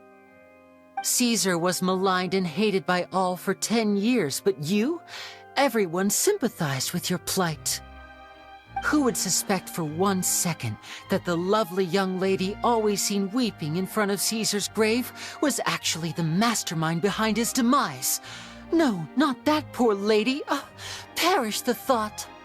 Wait, so you mean the whole intimidation thing was just a hoax? Gemma and Lorenzo were both in on it? But why would Lorenzo agree to that? And why didn't he sell her out even at the end instead of admitting to being the weasel himself? Yes, why indeed? Maybe Gemma herself could enlighten us on that question. Well, Lyney, if you're so confident in your version of events, then I think the answer should be obvious. Having killed Caesar with his own hands, Lorenzo was plagued by overwhelming guilt. Revealing the Phantom Weasel's true identity would serve no purpose. But if the Weasel remained free, then she could take care of Lorenzo's loved ones. An excellent answer, though sadly a little dull. Is that right? Well, don't let me bore you. If you'd care to change the topic to something more interesting, I'd be much obliged. As a matter of fact, there's one thing I'd really like to understand. Why would the real Weasel have targeted things that only have value to other people? Could you shed any light on that? Of course. After all, we're just telling stories here, aren't we? If I had to guess, I would say that the real Weasel must have had a terrible childhood. Left to fend for herself after her parents died young. Betrayed, scorned, beaten. She'd scrounge waste paper from garbage bins to draw on, using twigs and dirt for lack of ink and pen. She'd sew ugly rag dolls from whatever scrap material she could get her hands on. This was her only source of happiness in life. But it was all she needed, and she was content. Until the world decided that even this was too good for her. Once again, she was betrayed. And this time, everything was taken from her. She felt like life was a miry pit that dragged her further down the more she struggled to escape. At that tender age, she should have been happy. Instead, she stood in the shadows and watched with envy as all good things in the world passed her by. This was a fate too cruel for anyone to bear. Her pain became a breeding ground for dark thoughts. Thoughts which festered and grew into a twisted solution to her troubles. I detest the happiness of others, in all its forms alike. I will rob them of everything they hold to be good and true, and it will fill the void in my soul. That's some pretty heavy stuff. Now it all makes sense. Does this story satisfy you, Lyney? Yes, it is quite to my tastes. Thank you for helping to clear up my confusion. Huh. That's right! What drove you to write that letter, Gemma? What were you trying to achieve there? Because without that, none of this would have ever come to light. She didn't write the letter. After 10 long years, I'd hoped that the Phantom Weasel would be consigned to the history books by now. But it seems like someone still wasn't ready to let her finally be at peace. Lyney. Or should I call you the Phantom Copycat now? You were the one who posted that letter outside the Opera House. But why? Very sharp, Phantom Weasel. Still as shrewd as ever. Well, no need for me to be coy about it. Our goal was to clear Caesar's name. The most straightforward way to change the public's impression of Caesar was to force the weasel to show themselves. That's it? You had no other agenda? Of course we did. We made it quite clear in the letter, I believe. I shall take from you that which you hold most dear, just as you did to me 10 years ago. 10 years ago? You mean Caesar's death? You met him? Wait. Oh, I get it. You were those two obnoxious kids. It's been so long, and you're all grown up now. I didn't recognize you. He taught you magic back then, didn't he? For what, 10 days or something? And you went to all this trouble. Why? Because you feel like you still owe him something? We remember all our debts, however great or small. 10 years ago, Caesar's reputation was torn to shreds, and his legacy was thrown out. 10 years on, and no one cares what the truth is anymore. But we did not forget, and so we came to find you. And? What exactly did you take from me? I'm still standing, as you can see. Lorenzo has admitted to everything. I'm free. Free? Do you really think so? Caesar once told me that even though the world is filled with lies and falsehoods, we must find our own truth. I think that applies to you too. Truth can take many forms. Prized possessions with nostalgic value, fervent hopes and dreams, and irreplaceable people. Life took many things from you, and those wounds never healed. When they ached unbearably in the dead of night, stealing became your way of numbing the pain.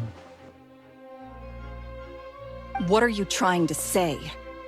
I'm saying that for the last 10 years, you've been living a rather uneventful life. Perhaps that's because you found something other than a life of crime to fill the hole? Back to Lorenzo for a second. He murdered his own master, played along with your act, and took pains to make sure any suspicion would be directed towards him. But what did he have to gain from all that? He knew who you were and the things you'd done, and despite that, he was willing to give everything up for your sake. He's the reason that you haven't felt the compulsion to steal in all these years. You're more than just accomplices in murder. You're the only real friends each other has. So I think you know, deep down, that he is the only truth you have in your life. But that truth is gone now, and I guarantee you, you'll never see it again. Congratulations on your freedom, Gemma. Your freedom will cost you dearly. From now on, you'll be all alone in a world full of lies and falsehoods. I do hope you'll be able to bear it. You've still got a long life ahead of you after all. Gather round, one and all. The time has now come for the amazing Lyney to perform his final act in tonight's show. I'm sure you're all wondering what he has planned for the grand finale. Well, wonder no more, for the answer is a death-defying high-altitude escape. A high-altitude escape? I'm sure you all remember the magician Caesar. This was the very trick that led to his fatal fall, after which he was dubbed the Phantom Weasel. But we have now learned that Caesar was wrongly accused, and that the real Weasel has now confessed to their crimes. Guess that's my cue to leave. Whew. I've been practicing this one for ages now, but I'm still a little nervous. Traveler, Paimon, I hope you enjoy the rest of the show. There may be a lot of people watching tonight, but you alone are my true witnesses.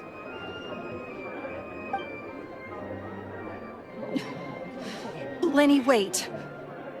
You two hid a lot from Caesar. He went to his grave without ever knowing your secrets. So what about now? Are you an open book? Or are you still the same as ever? You don't have to tell lies to end up isolated and alone. One day, you'll end up exactly where I am today. Maybe then you'll finally understand. You're wrong. I'm nothing like you. So, what are we, doing now? Like Lyney said, when you're ready, let's head outside and watch the show. But what about Gemma? She'll figure out what's best for her soon enough. Oh, and if you'd like to see Lyney after the show, you know where he'll be. The usual haunt. All right. Well, let's go and watch Lyney's finale then. This trick's a pretty dangerous one, but he should be able to pull it off, right?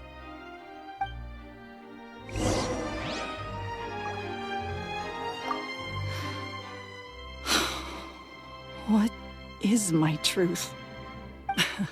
Sometimes I think I'm like a gambling addict. All I care about is winning, and it doesn't matter what's at stake.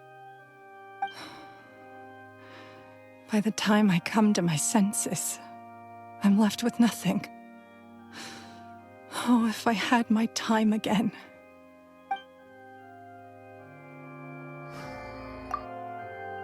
Magicians are not like thieves. Thieves only tear things apart. But good-hearted magicians, they put things back together.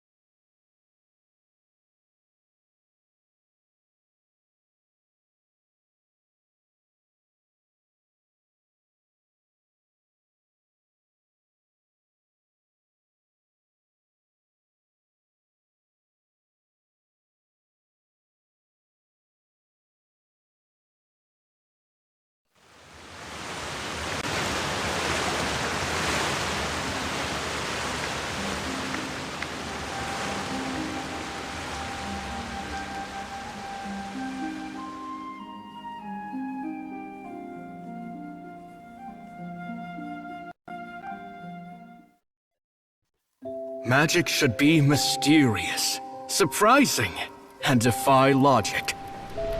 Magic is hard work. Every single movement has to be practiced thousands of times. It's alright. We're used to that.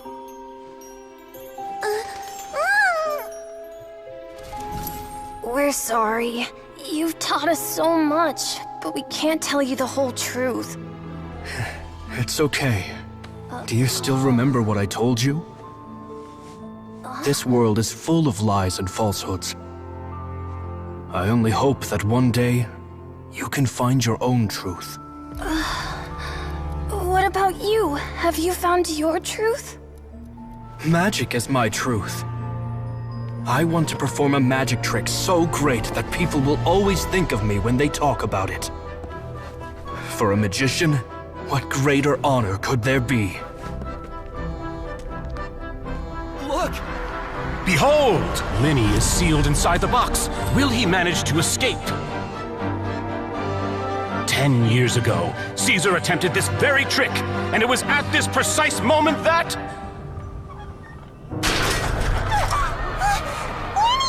Watch out!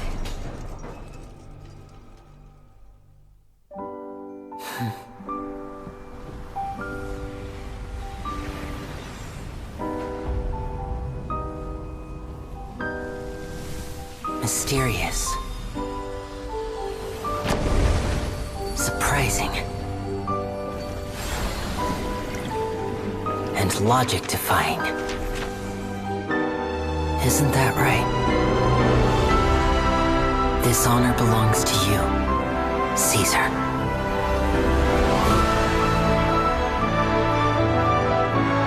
I'm just Sorry it's a little late.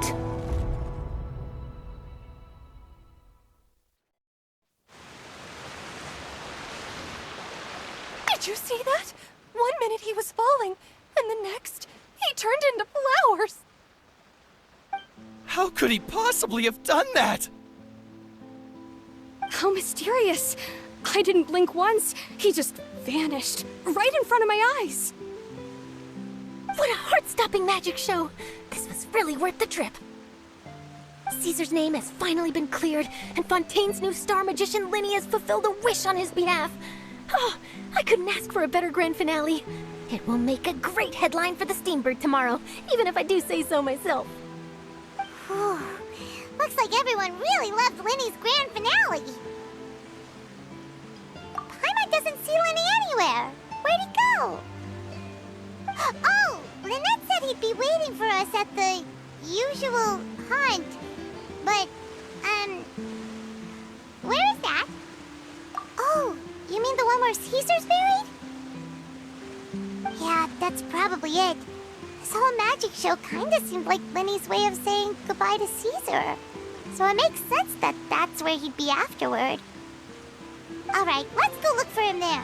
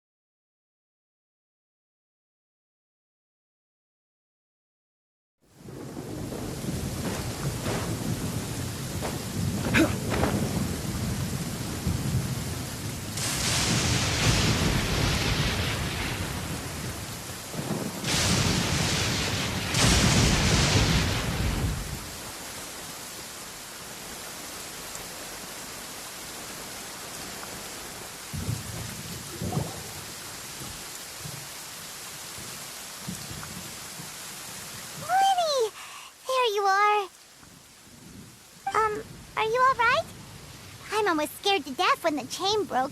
Paimon was sure something had gone horribly wrong. Magic is a performance art. A magician has to get creative to keep the audience on tenterhooks. That's our job. So I tweaked Caesar's original setup a little to keep it fresh. I was honestly a little nervous during the live performance.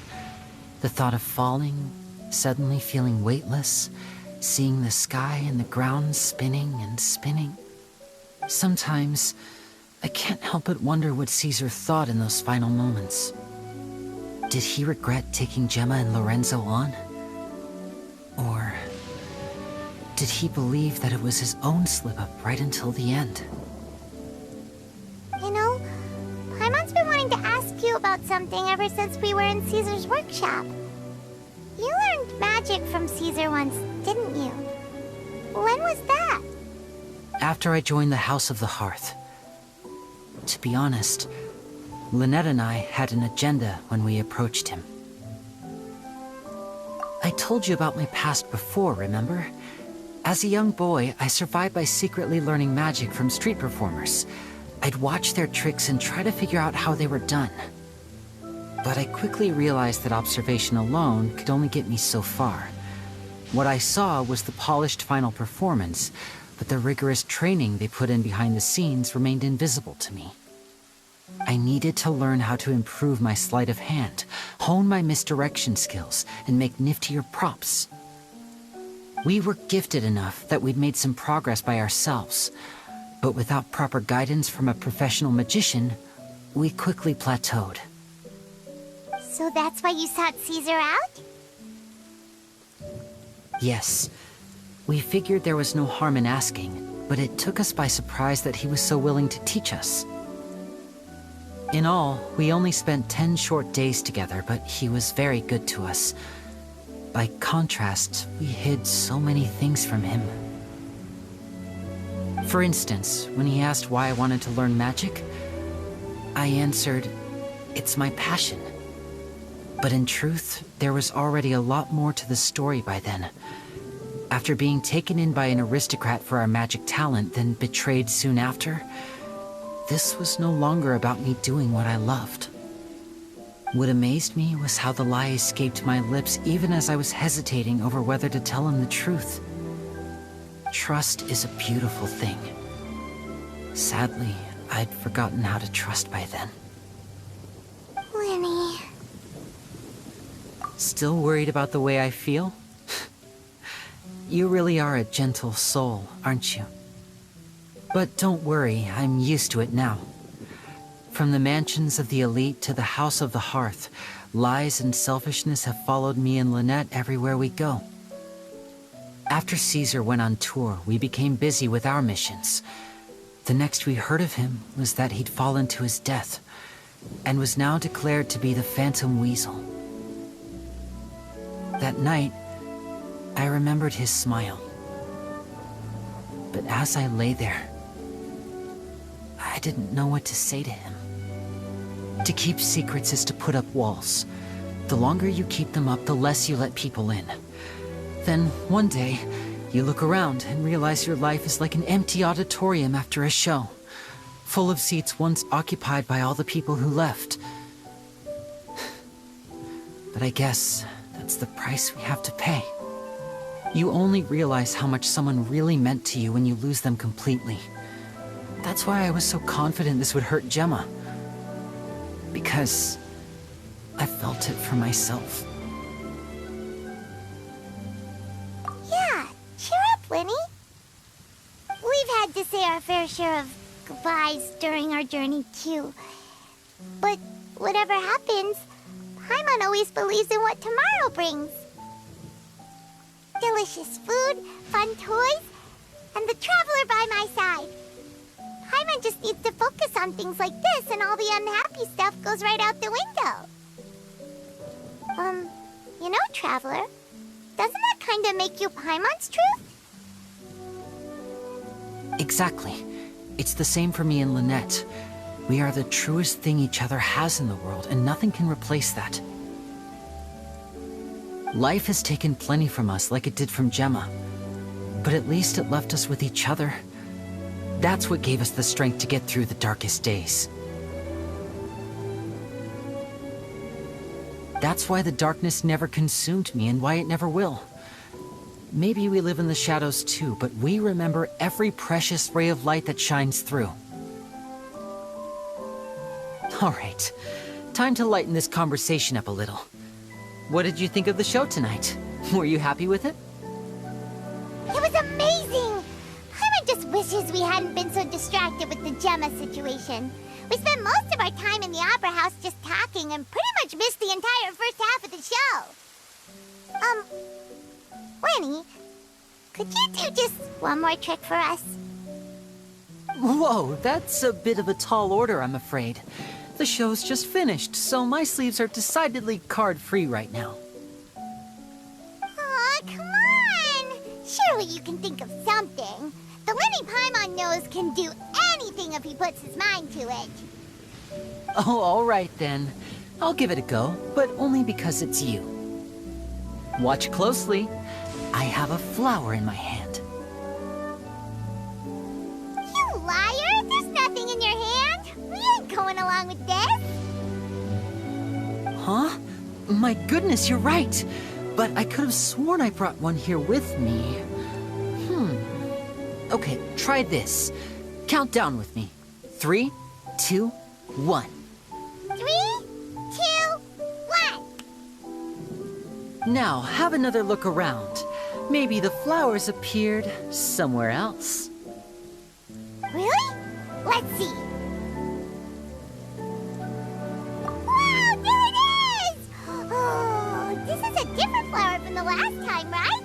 This one's called, oh yeah, a rainbow rose. But more importantly, Paimon has to know how the trick is done. Please, Lyney, pretty please! Well, if you want to learn magic, you'll have to start by addressing me as teacher. Ugh. Fine. Please, teacher, please! Since you asked so nicely, I'll share one little tip with you. Namely, the student of magic cannot solely rely on others being prepared to reveal their secrets. You have to observe, think, and find the answers for yourself. Is that it? Ah, look at the time. We shouldn't linger here too long. Thanks again for coming to see my show. I bid you both good night. I look forward to seeing you again. All right, fine. See ya. Shall we head back now, too? Oh, Paimon can't wait to read The Steambird tomorrow. Paimon bets Lyney and Caesar will be plastered all over it. Let's head to the Steambird's offices tomorrow morning and see what we can find out.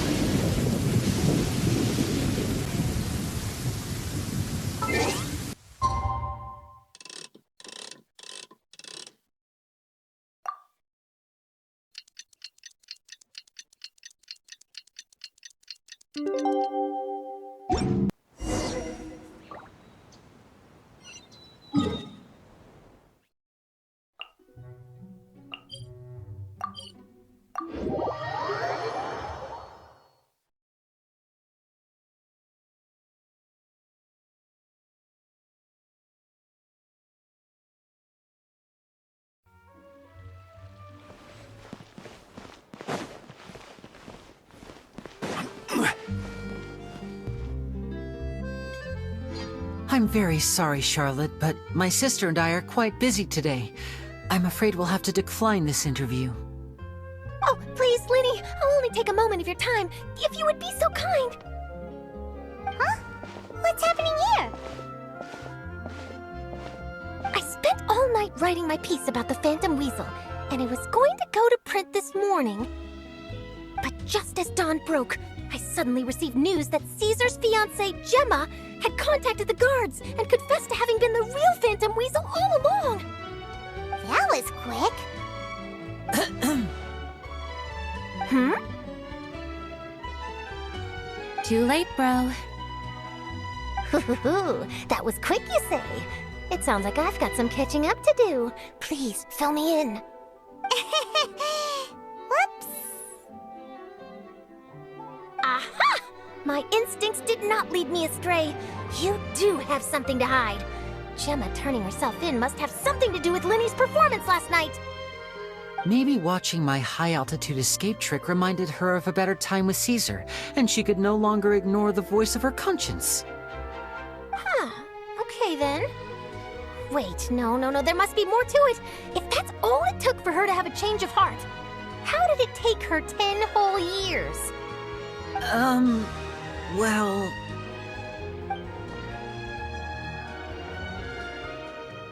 Oh, I remember now! You and Gemma were nowhere to be found after the show. What happened between you? Quickfire question! Where did you all go after the show? Oh, we went to the cemetery and Lyney did a private magic trick just for us. Actually, glad you mentioned it, because that reminds Paimon, guess what? Lyney started using rainbow roses in his tricks. What? I don't recall ever having received a rainbow rose from you myself. Is this supposed to mean that they're more important to you than your own sister? No, I just, What now? Oh, did Paimon say something wrong again? This is getting pretty awkward. What do we do, Traveler? Seems like this interview wasn't meant to be. Well, never mind. There's always next time. Forgive my persistence, but when there's explosive news waiting to be found, I can't turn away. The news about Gemma has already made waves, and I'll stop at nothing to get to the bottom of it all. Apparently, one of the things she said to the guards was that her final wish is to see Lorenzo one last time. There's clearly a web of complicated relationships there. Can't blame me for being curious.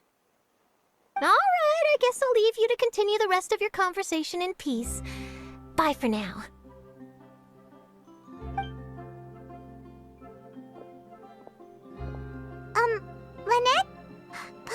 didn't mean to.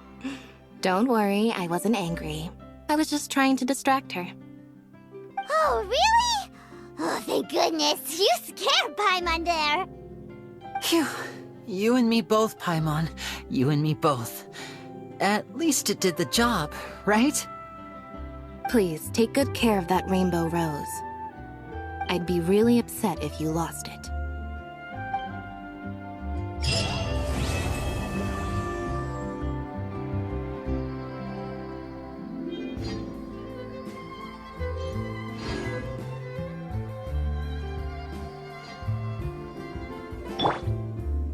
I've never seen anything like it. I simply could not believe it.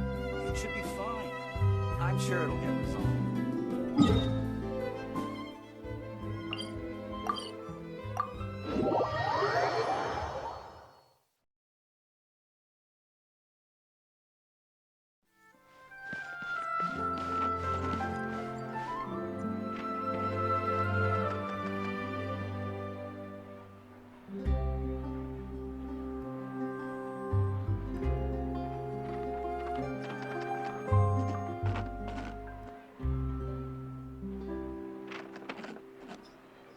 There'll be an extra. Where I'm from. I'll think about it. Exactly. But none of them believed.